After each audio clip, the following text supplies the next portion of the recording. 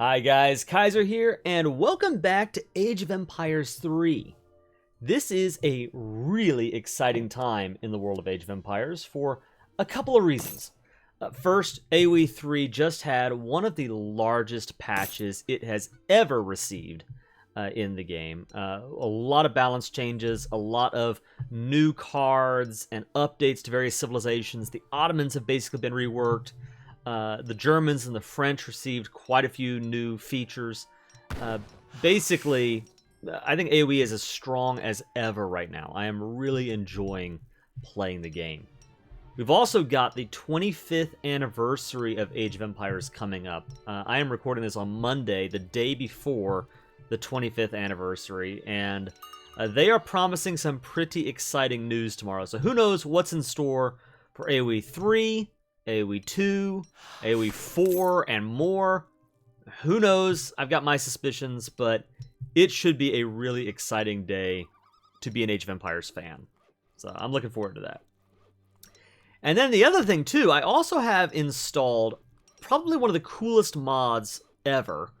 I'm planning on spotlighting it on the channel soon, but this mod basically adds further aesthetic distinctions between the factions. It gives different musketeers their own unique look.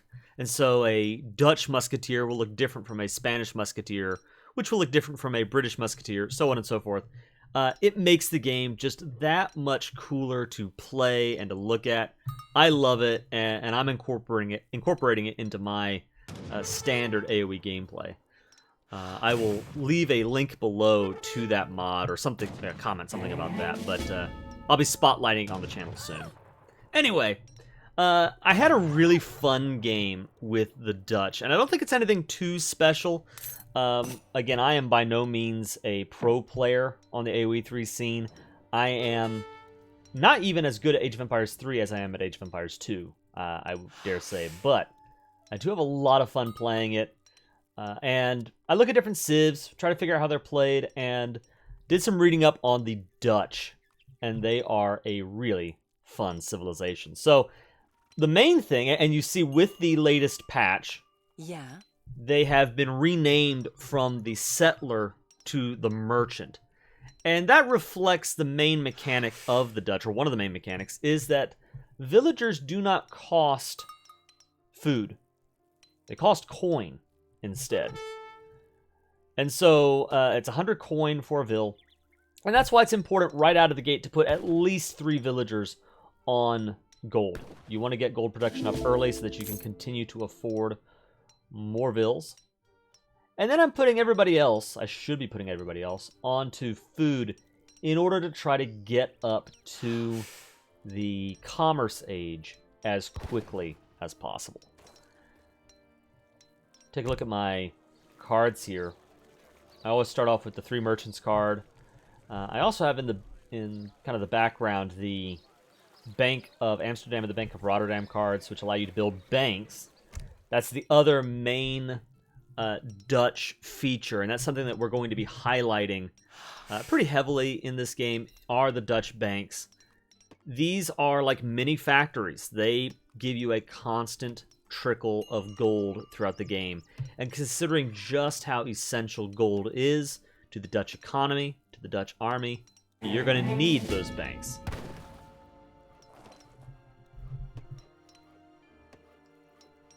So for me, I'm not going for a market, not picking up any of, I'm not picking up Steel Trap or any of those eco-techs quite yet. I have read that that's how some people play the Dutch, is you start off with a market, and then because Dutch villagers or merchants gather gold faster, you can use that marketplace in order to buy wood to put down a house and buy those critical resources to go up to the next stage even faster. I've heard that's an option. For me, I'm just content to produce vills, try to get to the next stage. And what I'm going to be looking at, I have a couple of units here on defense in case I need them, but my goal is to get up to age 2 and then pump out as many banks as possible and just try to get the gold eco going. My opponent, Nictophobia, is playing as the Portuguese. another very strong economic civ. You may have remembered from my last Age of Empires 3 video, or at least one of the more recent ones, I highlighted the Portuguese and said that they may be the ultimate Age of Empires 3 civilization for an AoE2 civ player to play.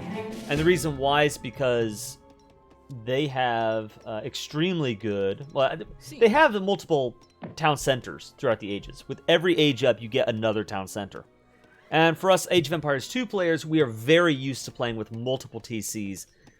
From what I understand of Age of Empires 3 meta, that is not as common. And so, it's a skill set that AoE2 players already have well established. Right? So, I think they're a very strong civ. They were made even stronger after this most recent patch. The Feitoria Home City card allows their town centers to trickle resources. So, with every TC, you're just gathering resources for free. That's a very strong economic bonus, and I believe they've received some new cards and some new opportunities to shape the game, which is pretty fun. Take a look at his deck real quick. You see he picked up Furrier and Economic Theory, both of those giving their villagers a faster work rate, so that's nice. And he's also shipped the Musketeer card. Take a note of this House of Braganza. Trade route upgrades are free and available in any age for the entire team. That is pretty cool. Very, very neat if you are playing with the trade posts. And it may prove relevant this match. So, just highlighting that. But meanwhile, on my end...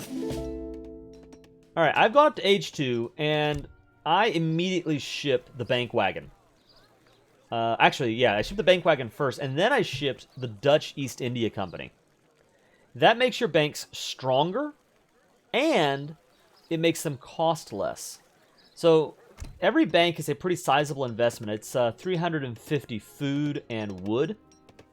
And with that card, it drops the cost down to about 297 food and wood, if I remember correctly. So, for me, I'm going all in greed.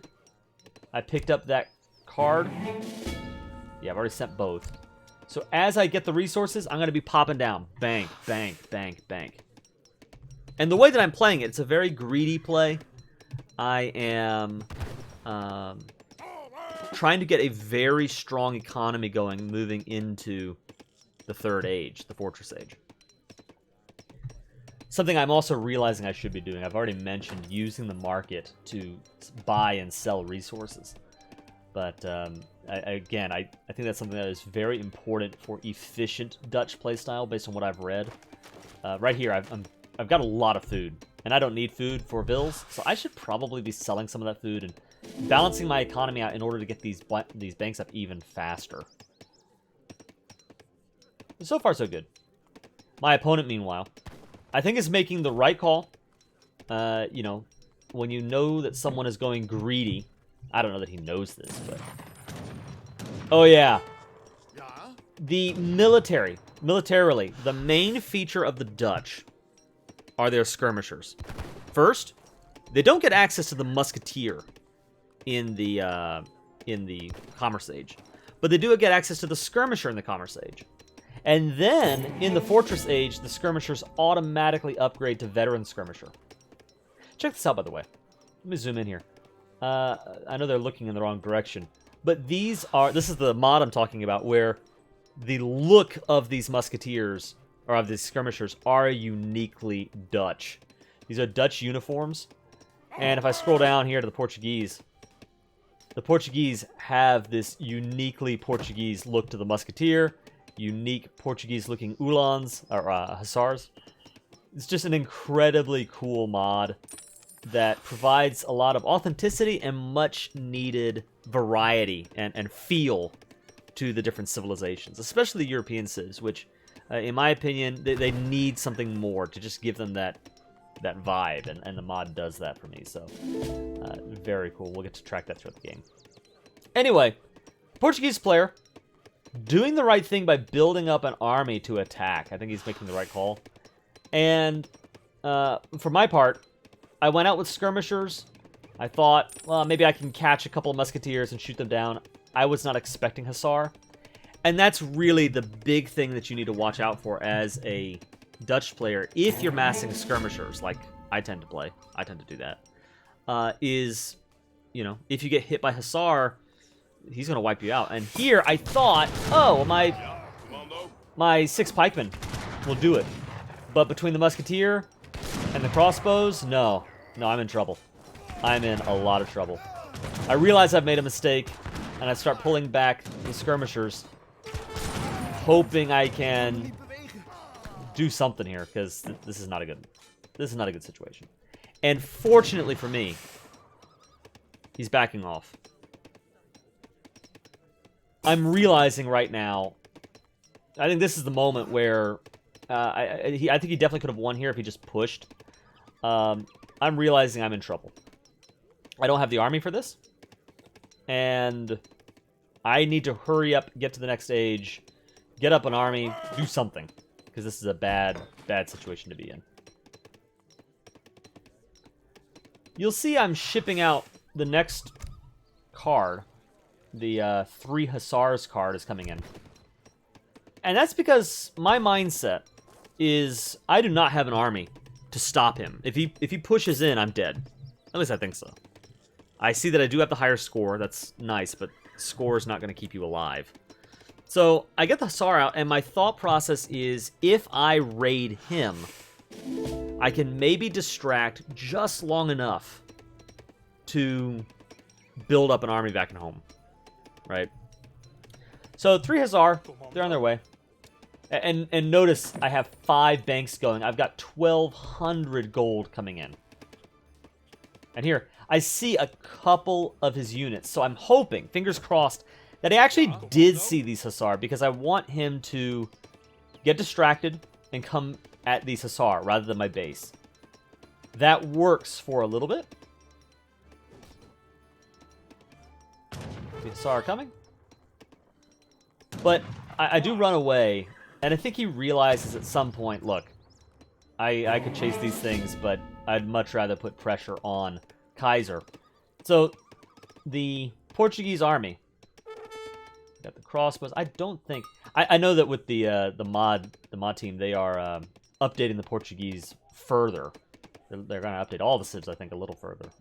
But the Portuguese, I know, are on the docket. But anyway, they've got crossbows, they've got their musketeers, they're pushing in, Hussar coming in. And meanwhile, I've just grabbing a villa or two where I can with Hussar, keeping an eye on them, but otherwise moving up to the next stage. So he's stuck in H2. I should say stuck. He's in H2, and he is raiding me hard. I had 31 bills. I am engaging on this, doing what I can with my 10 skirmishers, but they're going to be great against the musketeer. They'll do their job against the crossbowmen. They're better. But against these Hussar, they tickled them. I went up with H3 with the 3 covered wagon. And I think it ended up being helpful in that it proved a little bit of a distraction. Town center going up, but now he's trying to destroy that TC at the same time. I've made a mistake sending the militiamen into the back. So I spawned out militia from the town center. And I have coming in the other main Dutch unique unit, the Reuters. They are the unique dragoon for the Dutch. So probably the most popular Dutch composition are their really good skirmishers combined with their Reuters. Reuters has light cav. They are very good against all cavalry units, and they're decent against artillery as well. So I'm using the Reuters first to clean up the Hussar.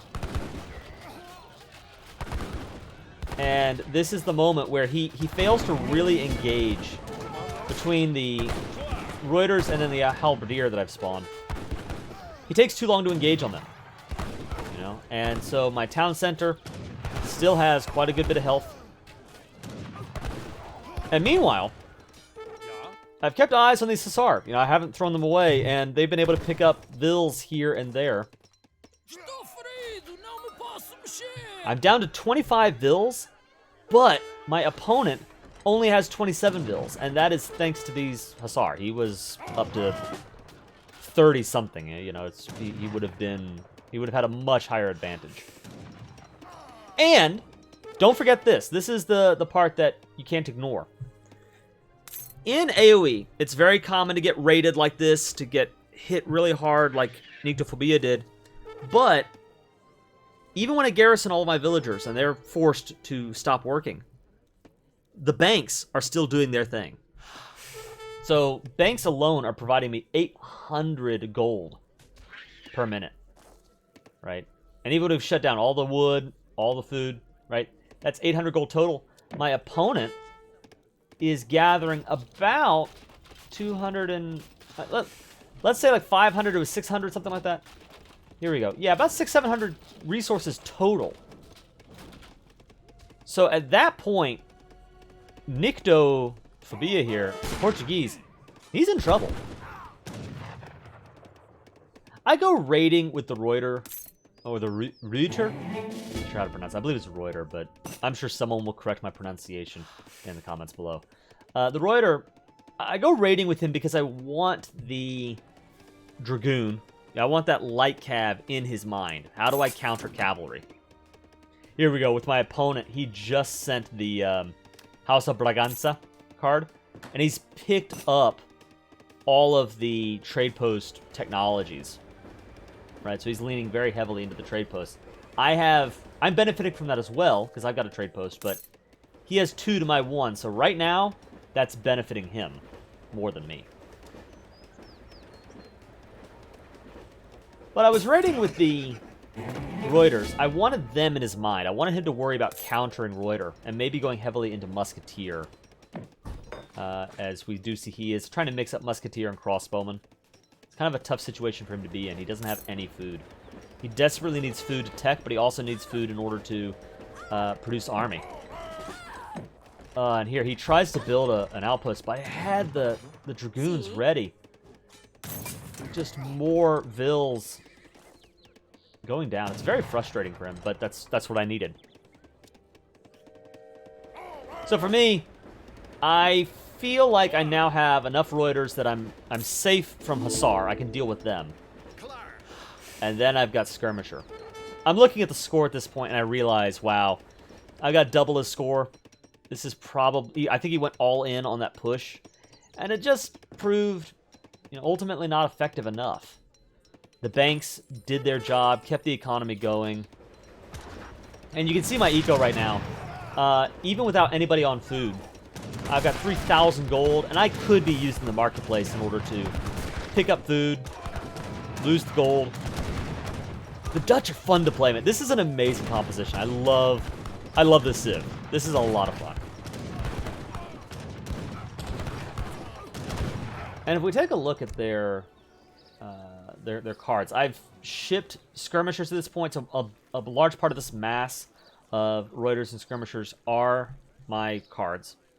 I could pick up the Infantry Attack card in order to give my Skirmishers and my infantry units even more damage. I have a similar attack for, again, this would be good for the Reuter. I have heard that the Dutch have a very strong Musketeer game, and that makes a lot of sense because you have so much gold. Mercenaries make sense with the Dutch. I also have the Tulip Speculation card in Age 4, which gives your banks even more productivity. So I probably would want to drop the Amsterdam and Rotterdam cards in order to increase the bank limit and build even more banks, and then turn around and make them more valuable. He sent a couple of militiamen forward, and of course militiamen lose health as they go up the ages. So I really enjoy... sorry, so it's kind of it's not a very useful thing to send militiamen forward on the attack, because by the time they get to your opponent's base, they have 1 health. A Vil, could snipe the militia down in 1 shot, so not very useful. And I know at this point, again, I've got far more points than he does, but still, I felt like I did not want to attack the town centers. I didn't want to make his mistake. I didn't want to push up against the TCs without some artillery. And maybe that was overkill. I dare say that was definitely overkill, but I'd rather make sure I've got the win than accidentally somehow mess it up. But here we go. He's got a lot of infantry. I've got both skirmishers and falconets, so he's going to get melted here. I felt really bad for him, too, because he picked up the Braganza card and upgraded the trading post to railroad just in time for me to capture the trade post. So now I'm benefiting from that more than him. And Nyctophobia, at that point, his army is gone. He's got no economy, really. I mean, he's got the 28 vills, 1,200 food, 1,100 gold, but he can't tech up. No army. Anything he spends, he's kind of stuck. So he goes ahead and calls the GG. And I just thought this was a really fun match that showed off a lot of the Dutch, both their strengths and their potential weaknesses. At least in my experience, I love going skirmishers first thing. Skirmishers are one of my favorite units in this game. But you have to be very careful of Hussar, and I paid for it early.